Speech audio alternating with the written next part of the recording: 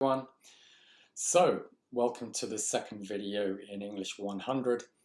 And I think the first thing I need to do is apologize for the first. I had no idea how fidgety I was in front of the camera.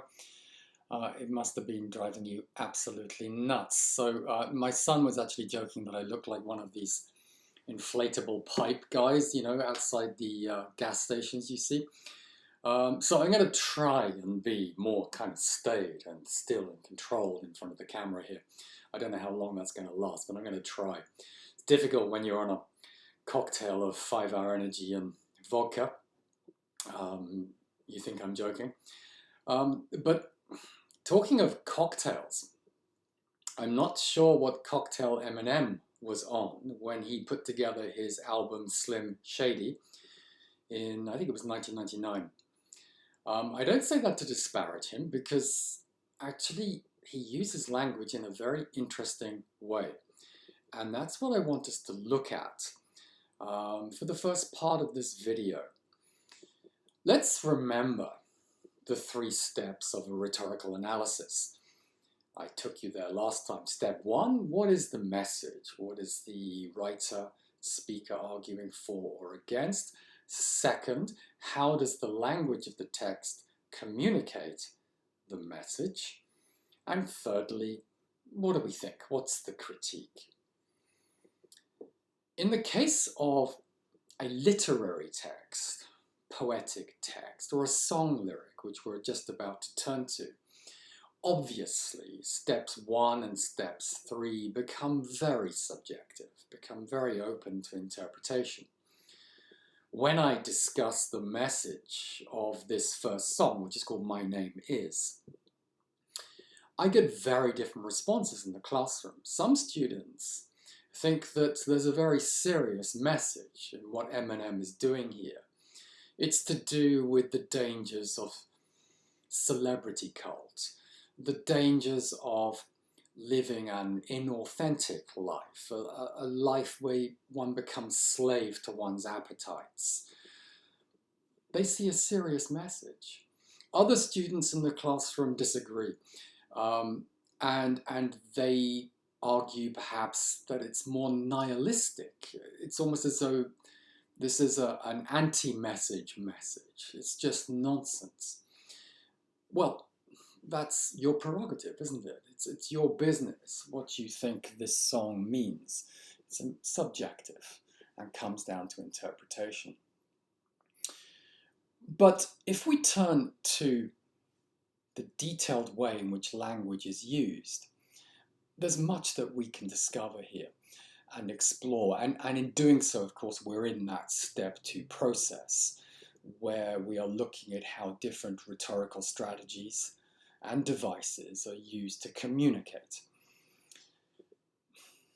So let us now turn to a fragment here of Eminem's song.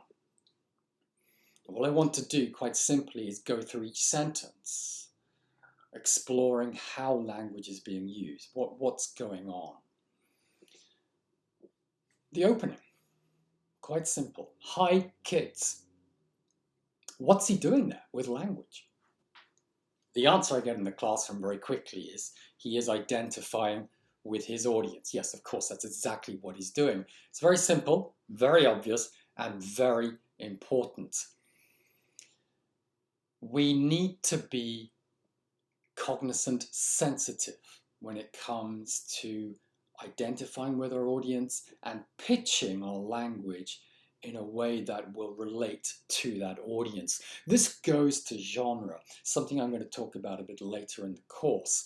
But in an academic genre, for example, I talk to you in a certain way. I don't talk to my friends online like this. Of course I don't. I'm talking quite formally to you now. This is colloquial, bordering on slang. It's how he's pitching to his audience. And thinking about that, I'm on a bit of a tangent now, but I think it might help us.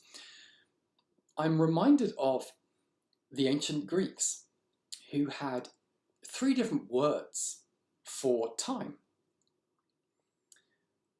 relating in the second two cases to audience. So the first was chronos. I think we're very familiar with that. Okay, that gives us our notion of chronological, sequential time. The second is kairos. Now, kairos captures the idea of opportune, time at the right moment. Aristotle, in discussing rhetoric, talks about these moments in argument where there's like a window of opportunity to say something with the maximum effect. So we have this idea, kairos, opportune time. And then prepon. Prepon, closely related to kairos, but subtly different. It goes to capturing the audience at the right way, relating to them appropriately. So I guess here the notion is appropriate time. It introduces almost a normative or ethical notion of time. This may be a bit confusing, so why don't I try to give you an example of how these concepts could be used in a sort of concrete, real-world way. Imagine that you are in charge of a beer commercial, the product placement of a beer commercial. You would actually be thinking about kairos and prepon without perhaps even knowing it. For example, it would be incorrect, it would not be kairos to place your beer commercial between episodes of, I don't know, SpongeBob SquarePants or Cat Dog. Cat Dog's my favorite at the moment. In terms of kairos, this is not right. It's not opportune. It's not the right time to be presenting your product because you're going to miss your target audience. Much better in terms of kairos to perhaps place your beer commercial primetime news during an intermission. But then if you think about prepon, that could be a problem. Because is it appropriate? I mean, clearly it would not be prepon to put a beer commercial in a children's program, all right? But even in primetime news, that could be risky for us. Imagine that the news was really bad. I mean, I know that news is always bad in the media, but imagine that it's really, really bad. Something like 9/11, something awful like that. And you know, they cut to intermission and there's our beer commercial. With shiny, happy people, you know, drinking beer and having fun. It might almost seem inappropriate in an ethical sense. And therefore, thinking about kairos and thinking about prepon as marketers, we might be thinking, okay, well, the better place to put our product, our beer commercial, is going to be a bit later in the evening, perhaps in the intermission of a comedy show or an action movie or something like that. I know it's a pretty basic example, but hopefully that gives you an idea of how we should be thinking about these concepts. And we're still talking about the first sentence here. We're talking about pitching to the audience the right time in the right way. Okay, we get to the second sentence here. Do you like violence? What do you think is the most effective and powerful word in this second sentence? I mean, sometimes students reply violence. I get it, I understand, but perhaps the most striking word here is like. Eminem is not saying, you want to hear about violence, let's talk about violence. He's saying, do you like it? Do you? Mm-hmm. Yeah. It's very provocative. And look at the question mark. It's provocative to you. This is a hook. We talked about hooks a bit last time. And good writing involves the use of hooks. I'm thinking of the beginning of two novels, which I think introduce very well the notion of a hook. The first is Ian Banks' Black Dogs. It begins like this. Ever since I lost mine in a car crash, I've had my eye on other people's parents. I mean, that's fascinating, don't you think? It tells us so much about the narrator in the very first sentence. I mean, we have an image of a fraught, tragic childhood, a sense of loss, of alienation, of detachment, all of this. It makes us empathize and perhaps feel sorry for the narrator, but there's something else going on too. It's a bit creepy, voyeuristic, this idea that he's sort of looking at other people in that way. Günter Grass's novel, Tin Drum, I think my edition is, 600-700 pages long, begins with this sentence: "Granted, I am a madman." Holy crap. I mean, you're reading that, it's the first sentence, and you think, my God, I've got another 700 pages in the company of this guy. He's just told me he's mad. What does he mean by that? How can he be mad if he knows that he's mad? In what way is he mad? And what do I now trust in what he says? All of these questions bouncing around. My God, is that a hook? In fact, that's a hook that hooks you so deeply and never lets go for the next 700 pages. So, hooks, rhetorical devices. Okay? The next sentence gives us this slang colloquial word, wanna. Wanna see me stick 9-inch nails through each one of my eyelids. What do we notice about the language here?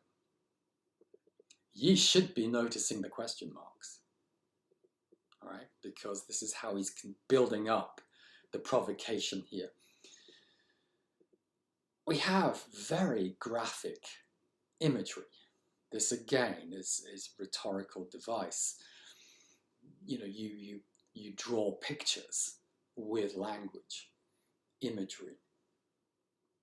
And I think kind of what makes this image so provocative and shocking and graphic is that it isn't metaphoric. It's not a suggestion or a resemblance. This is literal. I mean, he's actually literally, as it were, talking about a 9-inch nail going through an eyelid. I mean, that may disgust us, it may shock us, it may turn us on. I don't know, it depends how perverse you want to be today, right? But you can't back away from it. I mean, it's very provocative and powerful writing.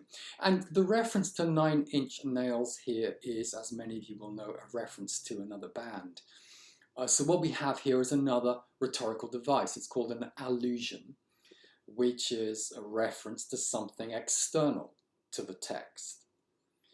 If we were doing an analysis of this, or we are doing an analysis of this, we notice something and then we ask ourselves why. So in this case, we notice the allusion and then we should ask ourselves why. Why is he alluding to the band 9-inch nails? I don't know the answer to that, but it's something that I would probably try to research and find out. And what we may discover is that this connects to another rhetorical device, which is satire. So this might be a satirical allusion, or not. I mean, that's something that would come out of your research, I guess. Okay, so we get to the next two lines here. Want to copy me and do exactly like I did, try acid and get fucked up worse than my life is. We notice the question marks. Little details here, I suppose. Fucked up is an idiom. I mean, you know what that means. The F word itself is a rhetorical device because it's an expletive. And so we notice it and we ask why. I mean, why do we use expletives like that? Why do you use the F word? I bet you do.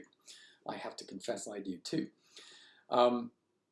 Well, multiple reasons, I guess. It's to identify with our audience sometimes. It's to shock, it's to emphasize. Sometimes it's for humor.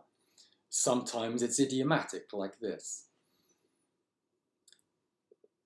The other thing going on here in these two sentences that we should notice is taking us to the rhetorical strategies.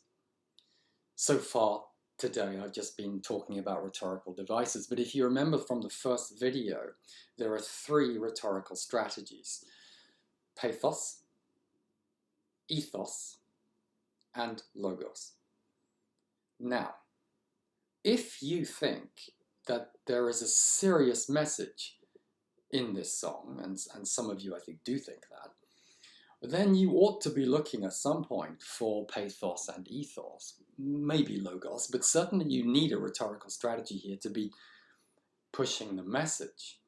And so I think you would make that point here with these 2 lines. We are asked by Eminem to feel empathy or sympathy. It's fucked up. His life is a mess. We're asked to consider his credentials, his credibility. It's as though he's saying, you should listen to what I have to say because I've been there, I've done it, I've got the t-shirt. I know what I'm talking about. So that's why you should listen to what I have to say. And so we have perhaps an attempt at pathos and ethos in these 2 lines. For those of you who don't think this is serious, don't really see a serious message here, then what you might say is that we have ironic pathos and ironic ethos. He's purporting to require or elicit our sympathy and to establish his credentials, but he's playing around. He's not really serious. And so irony is a rhetorical device. You all know what irony is, right? I mean, there's nothing you would rather be doing right now than listening to this video. I'm being ironic. Okay, we get to this final sentence, at least in this fragment of text. My brain's dead. Wait, I'm trying to get my head straight, but I can't figure out which Spice Girl I want to impregnate. And it's extraordinary, don't you think? And it's the way this is constructed. Several things to say here. The first thing that people tend to notice is the rhyme. So, this is what I think happens in our brains when we hear a line like this. So we hear the word wait, no big deal. But then we hear the word straight, and it's like, holy shit, there's a rhyme going on. Ooh, where's it going? Where's it going? Where's it going? And look where it goes. It goes to this extraordinary word, impregnate. So wait, straight, impregnate. And the rhyme here, almost as a species of repetition, takes us to a climax, takes us to a terminus. That's partly why the end of this text has the impact that it has. It's set up by the rhyme. But it has an impact for another reason too, which is to do with a rhetorical device. There's something about the ending of this text which is by definition extraordinary. What I'm getting at is something called diction, and diction is word choice. This word, impregnate, does not belong in this text. And by that I mean it stands out. It's the word my mother would use for getting fucked up, right? I mean, it's from the Oxford English Dictionary. It's formal, it's clinical, and it doesn't belong to the informality and colloquial style of the rest of the text, and so it stands out. And so this is why I think it has the shocking impact. I mean, it's set up by the rhyme, and it's set up by standout diction. In the course of this, of course, we notice another allusion, and it is an allusion to another group, the Spice Girls. So here again, we would be trying to research what was going on here. Why did he make that allusion? we may or may not have a satirical allusion here. One other thing about this sentence, and I'm wondering if you can see what it is that we should notice about it. I'm talking about this final sentence. What do you think?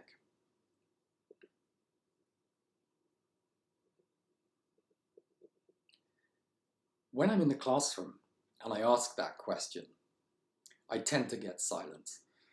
And so to kind of give a clue or prompt my students, I ask them to think about contrast.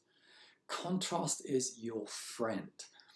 It is that hugely important rhetorical device that you come across so often in text. It's like, and I'm going to use a simile now, it's like a can opener for you when you're reading a text. It doesn't have to be in English, it can be in anything. If you're reading something and you think, oh my God, how do I just get into this?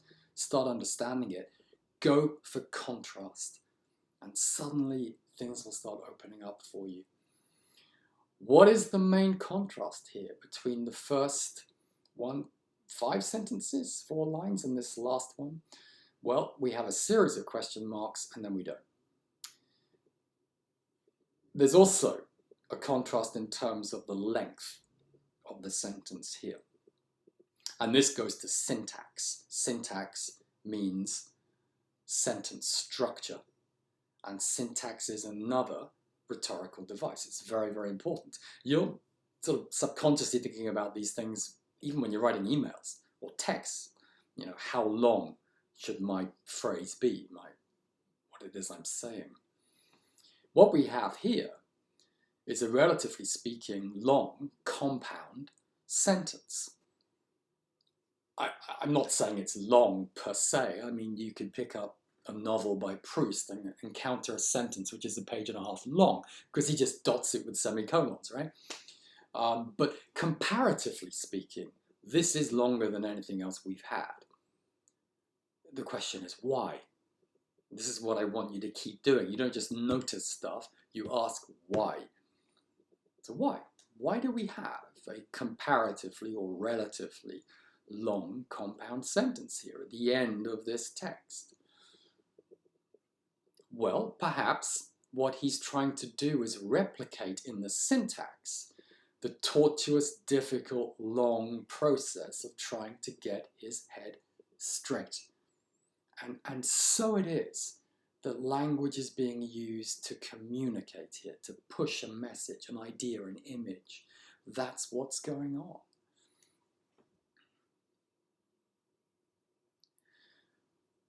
You might be thinking, oh, for God's sake, Ian, do you really think Eminem was thinking about expletive and pathos and ethos and all this sort of shit? I don't know. I mean, maybe not, bearing in mind what he was smoking at the time. But this is an artist who does think very carefully about language. If you choose to do so, you can just Google it. You'll find a YouTube clip and where he's actually talking about how he's constructing lyrics. This is an artist very consciously thinking about language. I guess, though, another thing to say here is that some people just get it. I mean, they just instinctively or intuitively know how to use language effectively. For the rest of us, it helps, I hope it helps, start learning how different devices and strategies achieve different results. So we become more aware of what's happening when we're reading texts or listening to texts, and we also start doing it ourselves more consciously and overtly, and become better writers accordingly. I suppose I shouldn't ignore step 3, the critique, but isn't it subjective here? I think it is very subjective. Perhaps we might ask the question, is this good writing? And that's an interesting question. What is good writing? That's a much better question, I think. What do you think? What makes for good writing? I'm trying to make you better writers, so I guess we should answer that question, right? I get lots of different answers in the classroom when I ask that. usually we can agree on at least something. It needs to keep you awake, right? It has to do that, presumably. Other than that, it's kind of difficult to fix anything in terms of the criteria we need for good writing. And that's because it depends so much on genre. I think George Orwell would cover up the screen here and say, oh my God, you can't show this awful writing to university students. Well, why not? In terms of standard English, yes, he's right. I mean, there's a genre of academic writing. You can't write like this in English 100. If you do, you're going to fail, right? You know that. But if you're writing songs, you can. We'll come to this in advertising, where you almost want to ditch standard English grammar in advertising because words just get in the way. It's all about condensing the message. So I think, this is very much about genre and context, what is and what isn't good writing. And we shouldn't, in thinking about this, ignore ethics. I can show you a speech by Hitler, which is brilliant in the way that it's using rhetoric, the way that it's constructed. There's just a slight problem with the message, right? So, imagine thinking about this text if you're a parent. I don't know if you're parents, maybe, if you're not, you might be sooner than you think. You never know. But if you're a parent, imagine your 6-year-old daughter coming home with her pink, fluffy earphones singing, try acid and get fucked up. Where's the money? Are you happy as a parent for your daughter to be singing this song? Maybe you are. Maybe you're not. But this is how text sort of segues into broader things like ethics that we should be mindful of. Okay,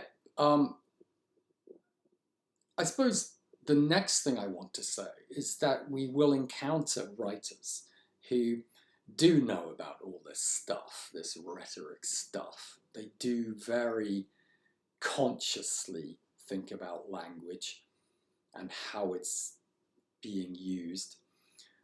And I want to take you to one particular example that comes to my mind. It's a novel written by Albert Camus, and it came out in 1942, and it's called The Outsider. As some of you will know, Camus was one of the leading existentialist philosophers of the 20th century. One thinks of Jean-Paul Sartre and Simone de Beauvoir and others. And there was a lot of argument about what existentialism actually meant. Camus himself refused that title and declared himself an absurdist. I don't think we need to get into that at this point. In the novel, Camus explores existentialist or absurdist ideas. So what do we mean by that? Existentialism captures the idea that we are all alone. There is no God. Sorry to disappoint you, but that's the message. There is no God. There is no law or philosophy or tradition or convention that works, that can be relied upon. We're profoundly alone, that's it, and we're going to die alone. Sorry to do this to you in this video, but anyway, that at least is the message. It's one of alienation and detachment and separation and isolation. So in the novel, we have a character called Meursault who lives in Algiers, and he lives a kind of absurd existentialist life. Here's a hook for you. This is the first sentence of the novel, or the beginning of the novel. Yesterday, my mother died. Or was it the day before? And you read that and you think, oh my goodness, what have we got here? What sort of guy is this? Well, he's an existentialist. He kind of reacts according to appetite in the moment. He might stand next to the coffin of his mother in the church and feel like a cigarette, so it will just light up. It's sort of instinctive. If he's at his desk one day and he just wants to go to the beach, he just goes. He's very kind of instinctive in that way.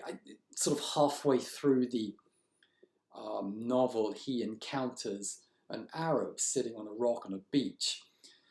Meursault happens to have a gun in his pocket, pulls it out and shoots this Arab dead. So the second part of the novel is why. Why did he do it? It's the trial. And the prosecutor has a field day here because he characterizes Meursault as an animal, a monster, a psychopath. I mean, just look at how he behaved. You know, when he did find out about his mother dying, he went off and had sex with his girlfriend and then went off to a comedy. He's a monster. And the defense attorney goes to Meursault and says, give me something. You know, why did you do it? And Meursault just kind of shrugs and says, don't know, felt like it. It was hot. Well, it all ends very badly or very well, depending upon your worldview, I guess. So why am I talking to you about this? It's because of the language that Camus uses in this novel. It's so deliberately intended to communicate this basic idea of alienation and detachment. You can open it at pretty much any page. My copy is, I think, 118 pages long. It's quite short. Any page. And what you will find is a succession of short, stubby sentences. There are very few coordinating conjunctions. These are the little words like and, or, but that you kind of put into sentences to join concepts or thoughts. They're not there. They're pretty much absent. You get a statement, a sentence, period, next. It's as though there is no momentum in the text. Every thought, action is separated from the one that came before and the one that comes after. I'll give you an example. This is early on in the novel, and it says, the church was a mile from the village, period. I walked it, period. Now, that's all we've got. I mean, you know, we've got two basic facts. We've got the distance of church from village, presumably the bus stop. And the second fact is that Meursault decides to walk that. But we don't know why. I mean, in fact, we have no indication of what is going on in his head. If we had had a conjunction here of these two facts, it would start to open up for us. So if it had said, the church was a mile from the village, comma, and I walked it, it would seem like no big deal. It's like you telling me, you know, my classroom is 100 yards from the bus stop and I walk it every morning. It's like no big deal. But if we had had, the church was a mile from the village, but I walked it, now this would be interesting. This would give us a glimpse into his state of mind at the time. It would suggest the church was a mile from the village, but nevertheless, despite that, I walked it. And that would suggest reluctance on his part, hesitation, dragging his feet. We would have had at least a glimpse into what's going on in this guy's mind. But the syntax, the sentence structure, keeps us out. And this is what's going on all the time throughout the novel. We never find out why he shot the Arab. Of course we don't. We're not allowed in. It goes beyond that. I'm talking about the use of language here. There is almost no use of metaphor or simile in this novel. Just think about that for a moment. You know, you can't have feelings without using metaphors and similes. You feel like shit right now? Maybe you do. Simile. Maybe you feel like $1 million. Great, whoopee-doo. Simile. You try having a feeling about anything without using these devices. And yet they're not in this novel. So we might ask ourselves why. And perhaps the reason is that, as I was trying to explain to you last time, a metaphor, a simile, is about connections, bridges between images and concepts. That's what it does. But this is about detachment and divorce and alienation. So it's not appropriate in this novel. There's no symbolism here. There's no mythical structure here. There's no allusion to anything outside. We're sort of trapped inside this text. And it even goes as far as the tense structure. Jean-Paul Sartre does a fabulous analysis of this novel. You can find it online quite easily. And in this analysis, Sartre turns to Camus' use of tense structure. This is in French, and I'm no French scholar at all. But I think I get what Sartre's saying. Normally, French literature of this period would be written in the passé simple. Well, Camus rejects that and writes this in the passé composé. And it does something to subject and object. When you start looking at these sentences, you might have il se promène longtemps. This is Sartre's example. But in the passé composé, you're going to have an auxiliary, il se promène longtemps. And the auxiliary verb is now separating out, detaching, as it were, subject from action. Very clever. It goes that deep, and I think that's what I want you to understand over and over again, that language communicates in this way, in this detailed way.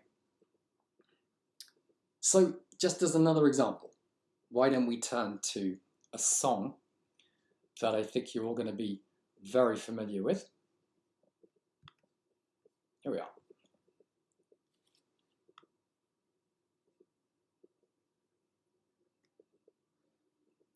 This is a Beatles song. And again, I'm not really going to talk about step 1 and step 3. We're talking about literary, poetic songwriting here. It's very, very subjective. Insofar as there is a message, it seems to be one of nostalgia and regret and lessons learned. But let's look at the language, because there are all sorts of things going on here. Insofar as there is a message, if we turn to rhetorical strategies, I think the primary one here is going to be pathos. It's dripping in pathos, isn't it? It's almost the singer-writer feeling sorry for himself here in a way, and inviting us to do the same. That may be over the top, I don't know, that's a matter for you. But we have all sorts of other things going on here in terms of devices. I mean, look at the word yesterday. What is that as a device? A rhetorical device. What is that? Does he literally mean yesterday? Of course he doesn't. He means all those yesterdays. And so what we have is a metaphor. There are others. Shadow hanging over me. Love is a game. These are metaphors. So they, again, implicate us in the text. They get us to sort of seek out the connections and images that are being made here and the connections that are being made here. And they create mood as well. And again, we're not laughing here because of the metaphors and the similes of the text, which are somber and almost depressing and heavy. We have rhyme, of course we do. You know, away, stay, yesterday, be, me, suddenly. Rhyme, I think, is important here because of the theme of the song. So let me just take you back to the Eminem text. Let's put it this way.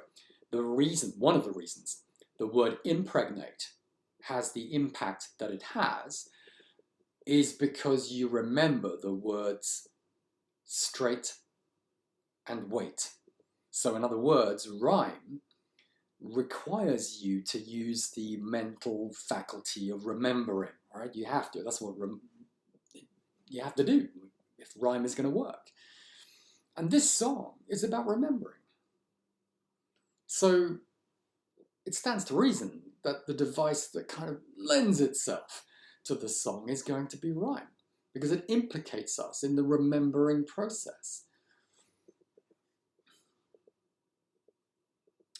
We have also here an interesting tense structure.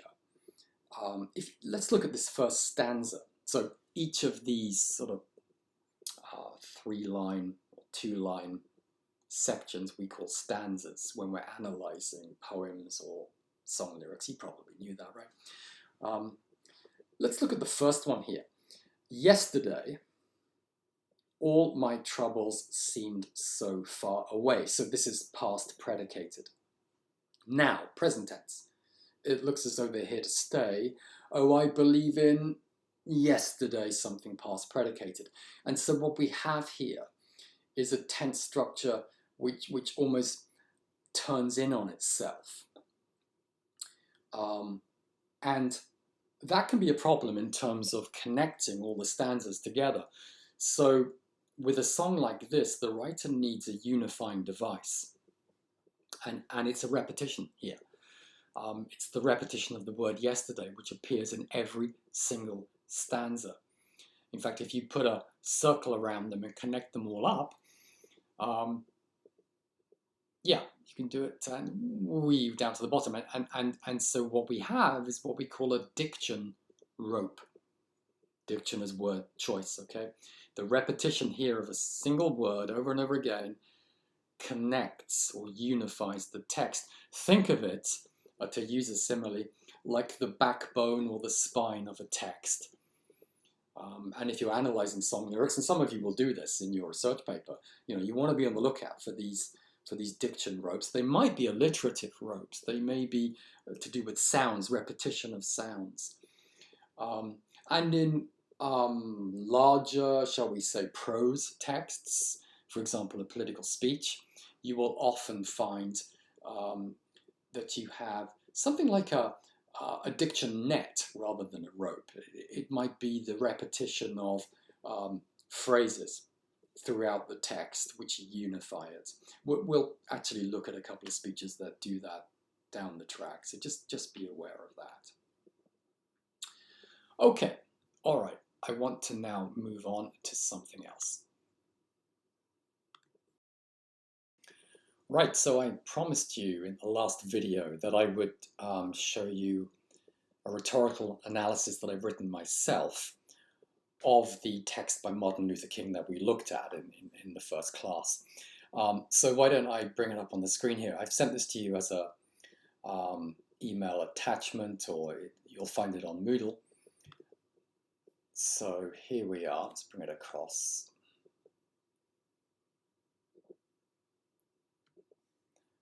Okay.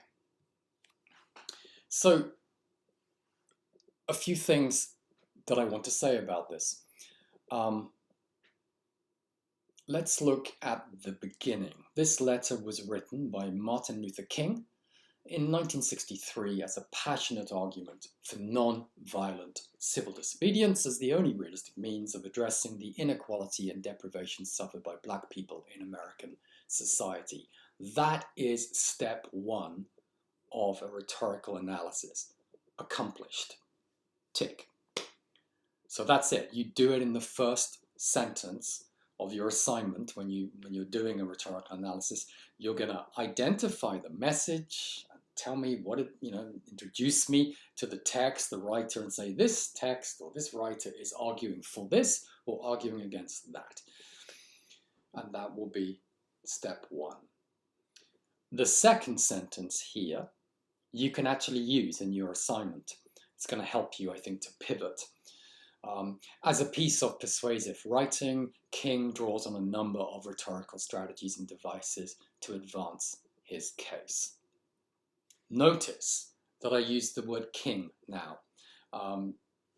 This is a detail, but it's an important convention in academic writing. When you first write about someone, you give the full name and title. And if you're referring to an article that they've written or some book or whatever, you do that too. So it might be Professor Jo Blow from Edinburgh University in her article entitled da da da da says, and there's the quote, thereafter, you only use the surname, okay? And so here, having given you the full name, I now use King, not Martin, or not famously, as one student did for me recently, Marty, which is very sweet, but I mean, what can you do with that? All right, okay. And now we come to this sentence. However, although these strategies and devices are employed with considerable skill, when one looks deeper into the issues surrounding civil disobedience, it becomes clear that King's argument suffers from a number of weaknesses. A couple of things to say about this. This is the thesis statement. What is a thesis? It's your opinion. It's your opinion about what it is that you've read. It's your argument. For English 100 assignments, I want your thesis to be at the end of your first paragraph. That's where it needs to be. In fact, I would recommend you put it there in all your texts and essays in the humanities at undergraduate level. Just make it clear where it is, and you know, that's where your thesis needs to be. I'm going to talk to you a bit later in the course about what we need in a thesis. But suffice it to say here, that's where it is in my essay. And the second thing to say is that yours is going to be different from mine. Obviously, right? And I need you to relax about that and understand that I'm less concerned about what you have to say than the way you say it. You know, obviously, you're going to have different perspectives from mine, different interpretations from mine. Your thesis is your own. You own it. Relax, guys. Okay? As long as I can see it, I'm not going to argue with it. Okay, now, second paragraph. We move to step 2 of the rhetorical analysis. So, as I put in my first video, we should be looking for rhetorical strategies and giving examples of what we see, and then we should be looking for rhetorical devices and giving examples of what we see. So if you look at this paragraph here, at a first reading, it's almost impossible to resist the persuasive force of King's rhetoric, for example. And I'm not going to read everything here, but I take you to ethos, and I give an example, and then I go to pathos, and I give an example. And really, this is how you need to be working in academic essays. You need to make an observation, make a statement, and back it up. And you back it up usually with quotes from stuff that you've read. Statistics, quotes, whatever. Now, you can write as many paragraphs as you like here on strategies. And then once you've done that, you turn to the rhetorical devices. If we turn next to King's use of rhetorical devices, we can see an extensive use of metaphor throughout the text. That is a topic sentence. I will talk to you more about sentence structure and paragraph structure down the track, but paragraphs need topic sentences, and they need to be at the beginning. And quite simply, the topic sentence tells the reader what the rest of the paragraph is going to be about. I've just done it. I've just said metaphor. And now the rest of this paragraph had better be about metaphor. Because if I start talking about anything else, it's starting to become confusing. If I want to talk about something else, well, why not start another paragraph? Paragraphs can be short. Okay, so you can read here. I'm taking you through now different examples of metaphors that I see in the text, and I focused on this one that we talked about last time, actually, the garment of destiny. And again, I might talk about other metaphors, and then of course I would be talking about the way they create tone and ambience and sadness and desperation and mood. And it might be that I then talk about another device that I notice. It could be anaphora, we talked about that. It could be, any number of things, irony, satire, hooks, so on. Moving now to the bottom, we come to step 3. Step 3, as you remember, is the critique. And you can see here how I'm building my critique. Yes, he's a skillful writer. Yes, it's easy to get swept up by his rhetoric. But what about this civil disobedience thing, this non-violent protest thing? And this is where I start to discuss some of the issues I talked about last time in the last video, the problems that I think it raises. And that's it. And yeah, if we can stick a little conclusion at the bottom, whoopee-doo, great. But that's it. That's it, guys. That's the structure of a rhetorical analysis. Step 1, step 2, step 3. That's it. Done. Move on. Okay? Okay. All right. Now, the next thing, in fact, the final thing I want to talk about today deal with today is some grammar practice.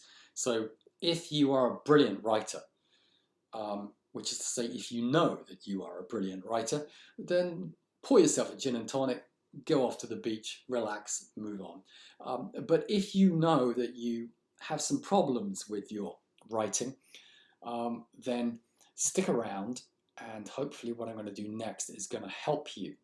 So here we are.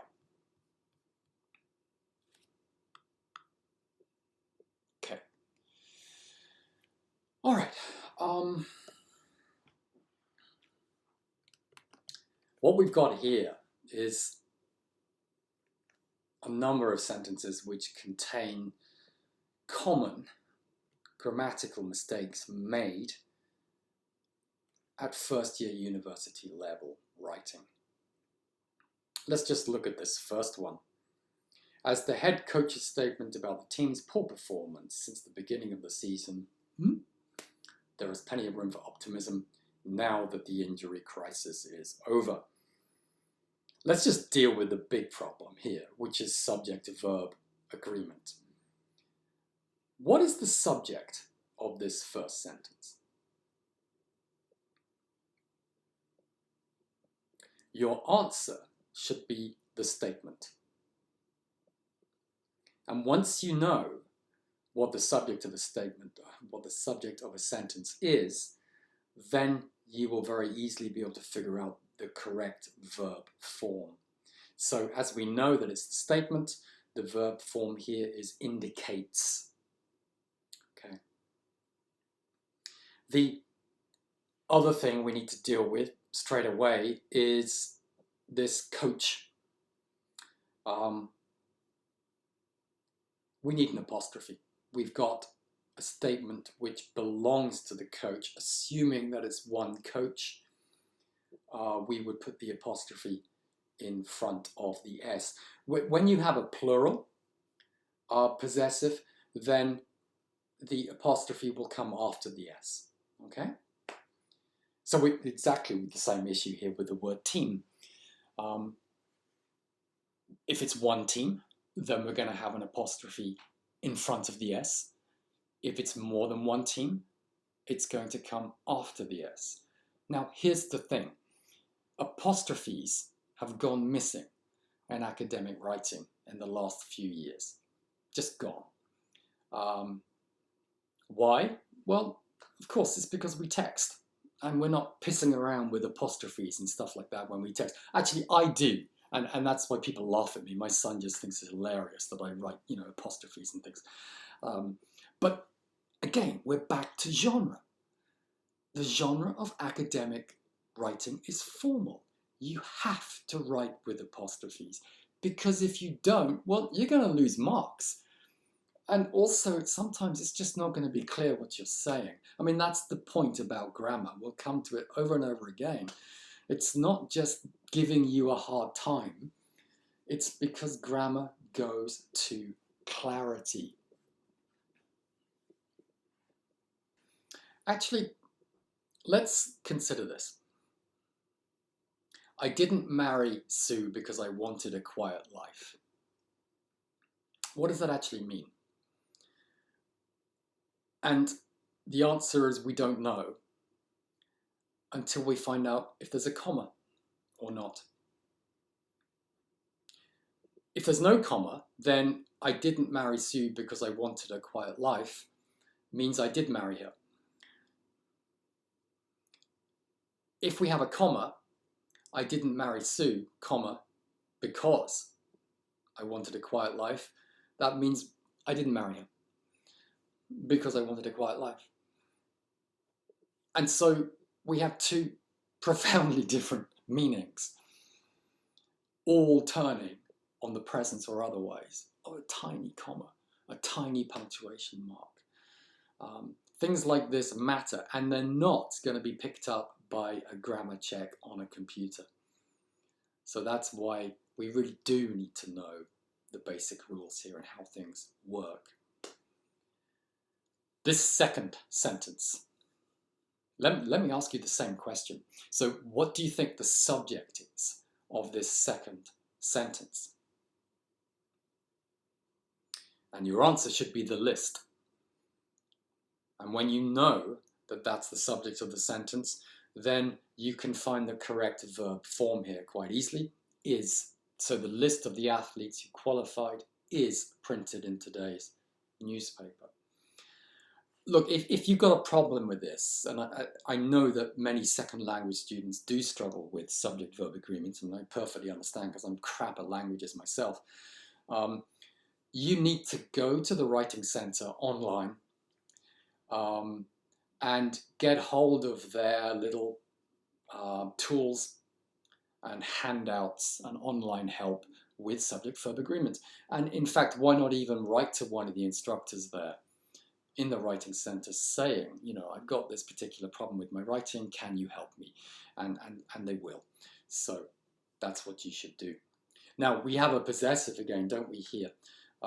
Today's newspaper, the newspaper belongs to today, and so we need an apostrophe, and it will come before the S.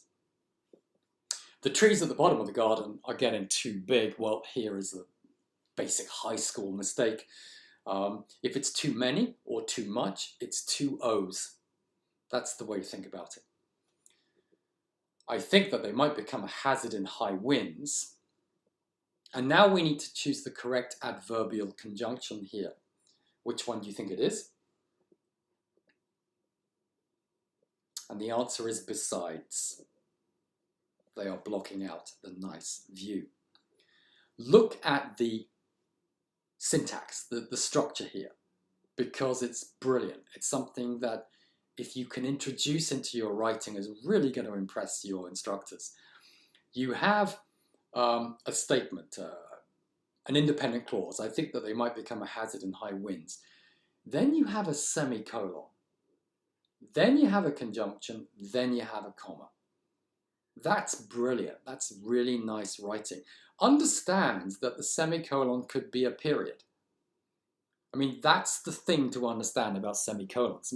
Students get so screwed up about semicolons. I don't know what's going on in high school.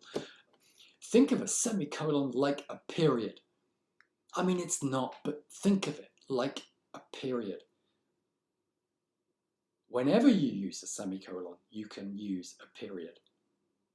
Unless we're talking about complicated lists, and we're not going to go there. So just think of it like a period, and you will be fine. You could use a period here. But a semicolon's just a slightly closer connection of clause ideas, and so I think it works very well here. Okay, next one. Eric stumbled and dropped the books. They fell down the stairs. This is an example of a very common English 100 grammatical error. To define it, it is a comma splice. So, what we've actually got here is two sentences. Eric stumbled and dropped the books. That's one sentence. That's an independent clause. They fell down the stairs. That's another one. What do you need for a sentence in English? You need a subject, you need a verb, and you need a complete thought. That's it. It doesn't have to be an object. The dog was happy. Subject, verb, complete thought. Period. Or semicolon. Eric, subject, stumbled and dropped the book. So we have a verbal phrase, and here we do have an object. That's the thought. That's the sentence. They, subject, fell down, verbal phrase, the stairs, object, sentence. So we've got two sentences. But we only have a comma between them. It's not enough. Don't send a little boy to do a man's job, all right? And to use a metaphor, it's not strong enough. There are three things we can do here. The first obvious one, simple fix, is the period before they. Second thing, which I hope you now know from what I've been saying a couple of minutes ago, is a semicolon. That would be perfect here. The third fix is comma and they fell down the stairs. So you would use a comma and a coordinating conjunction. These are words, as I mentioned before, and, or, but, and they connect sentences, if you like. We have the same problem in the next example here. Alice likes to sleep in, but her mother always, oh my God, this is awful, isn't it? Her mother is always waking her up, or her mother always wakes her up. So we got a, verb problem here. But on the point I'm making here about syntax, we've got two sentences. I'm sure you can see that. Alice likes to sleep in. Her mother is always waking her up. There we are. We need to join them. Here we have a coordinating conjunction, the word but there needs to be a comma in front of it, not behind it, in front of it.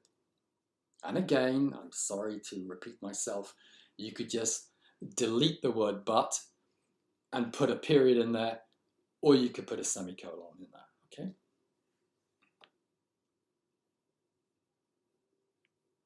Okay, nearly finished with this. Let's look at this next one. Finally, a young girl approached the chair in a long blue dress in which the queen sat. This is all over the place, isn't it, in terms of logic, in terms of misplaced modifiers. At the moment, the chair is wearing a dress, so you need to rewrite this, a young girl in a long blue dress, or maybe the queen is wearing a dress. Do something, all right, because at the moment it's not working. And another detail here, after the word finally, we should have a comma. There are very few reliable rules in English. I have so much sympathy for those of you who are trying to do this in a foreign language. But here's one. I mean, if you have a sentence beginning with a word which has a Y at the end, put a comma in after it. It's always going to work. It's the right thing to do. Next sentence. My third child, the youngest, became a Christian. In addition, she returned to Calcutta and joined Mother Teresa's sisters. Well, we've got two sentences here, don't we? Let's deal with that first. My third child, the youngest, became a Christian. That's a sentence. And now we have another one. So what are we going to do, guys? Well, I think, again, there are three options, right? Number one, period. Simple, easy fix. My third child, the youngest, became a Christian, period. Or, of course, the semicolon. And now we've got this wonderful structure. Semicolon in addition, comma. Or it could be period in addition, comma. And then the third fix is to use a coordinating conjunction. So we would write, my third child, the youngest, became a Christian, comma, and in addition, comma, she returned to Calcutta. So now we've dealt with the syntax. We have also, in this example, what we call a parenthetical element. So this is like an extra thought that you stuff into the middle of a sentence, as if it's in brackets. And another word for brackets is parenthesis, and that's why we call it a parenthetical element. And we need it here because it's absolutely important for clarity. So my third child bracket, the youngest bracket. And instead of using brackets, in the humanities, we prefer to use commas. So my third child, the youngest, would be split off with commas. It could be brackets, that would be okay too. And I think we finished with this one except for Mother Teresa. We have a possessive here. There's only one Mother Teresa, as they say. And so we would have the apostrophe before the S, and then we finished that one. And now we can move to the next one. A number of members of the Salvation Army are 5 musicians. The answer here in terms of subject-verb agreement is are. A number of members of the Salvation Army are fine musicians. This is just a convention you have to learn in English. If you were to say the number of students desperately wanting to stop this video is high or large, then you would use is. So the number is, a number are. Okay? Suddenly, comma, here we are, it's another example. Suddenly, comma, we came upon an old synagogue wandering through Kensington Market. So at the moment, this church, this synagogue has got legs, it's on the move.